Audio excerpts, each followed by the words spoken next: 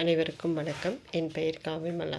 நான் doctor SNS Rajalakshmi கலை அறிவியல் கல்லூரி தன்னாட்சி தமிழ் துறையில் உதவி பேராசிரியராக பணியாற்றி வருகிறேன். இன்றைய காணொளியில் நாம் காண இருப்பது 8 தொகை நூல்களுள் ஒன்றான புறநானூறு.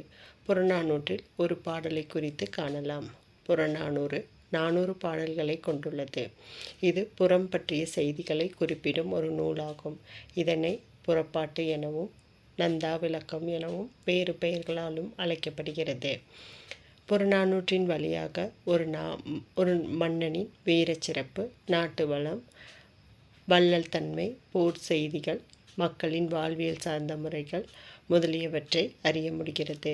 இந்நூல் வரலாற்று பெட்டகமாக விளங்குகிறது. மக்களின் வாழ்வியல் நெறிமுறைகளை எடுத்துரைக்கும் ஒரு வரலாற்று பெட்டகமாக விளங்குகிறது என்பதில் எல்லளவும் ஐயமில்லை. இந்நூல் ஆசிரியப்பாவால் பாடப்பட்டுள்ள ஒரு தொகுப்பாகும். இந்நூல் 4 அடிகள் முதல் 40 அடிகள் கொண்டு ஒவ்வொரு பாடலும் அமைந்துள்ளது. நூலின் பெயரிலேயே புறம் என்ற திணைப்பாடு புலப்பட அமைந்துள்ளது. இந்நூலை தொகுப்பித்தவர் குறித்த செய்திகள் அறியப்படவில்லை. இந்நூலை ஜியு போப் ஆங்கிலத்தில் மொழிபெயர்த்துள்ளார் எனும் செய்தி நூல்களின் வழி அறிய முடிகிறது. இன்றைய பகுதியில் நாம் காண இருப்பது புறநானூற்றில் 189வது பாடலில் உள்ள 10 வரிகளை காணலாம். பாடலுக்குள் செல்லலாம். தென்கடல் வளாகம் பொதுமை இன்றி வெண்குடை நிலற்றிய ஒருமையோர்க்கும் நடுநாள் யாமத்து பகலும் துஞ்சான் கடுமா பார்க்கும் கல்லா ஒருவர்க்கும் உண்பது நாளி உடுப்பது இரண்டே பிறவும் இல்லா ஓர் ஒக்குமே செல்வத்து பயனை ஈதல் துய்ப்போம் என்னை தப்புன பலவே எனும் பாடலின் வழியாக கடல் சூழ்ந்த இவ்வுலகமானது வாழ்கின்ற ஒவ்வொரு உயிர்களுக்கும் பொதுவானது.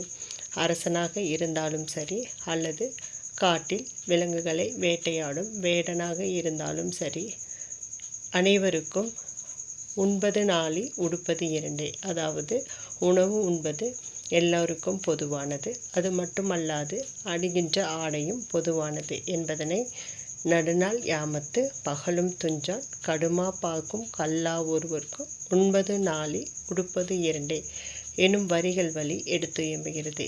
இதன் வழி உலகில் உள்ள ஒவ்வொருவருக்கும் அனைத்தும் பொதுவானது என்பதை அறிய முடிகிறது. மேலும் ஒருவருக்கு எவ்வளவுதான் செல்வங்கள் இருந்தாலும் அதன் பயன் பிறருக்கு கொடுத்து உதவுவதிலேதான் உள்ளது.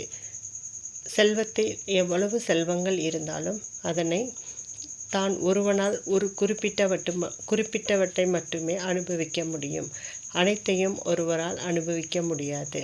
அதன் பயன் முழுமையாக கிடைக்க வேண்டுமாயின் அதனை பிறருக்கு கொடுப்பதிலேதான் மகிழ்ச்சி உண்டு என்னும் அறிவுரையை இந்நூல் எடுத்து எம்புகிறது.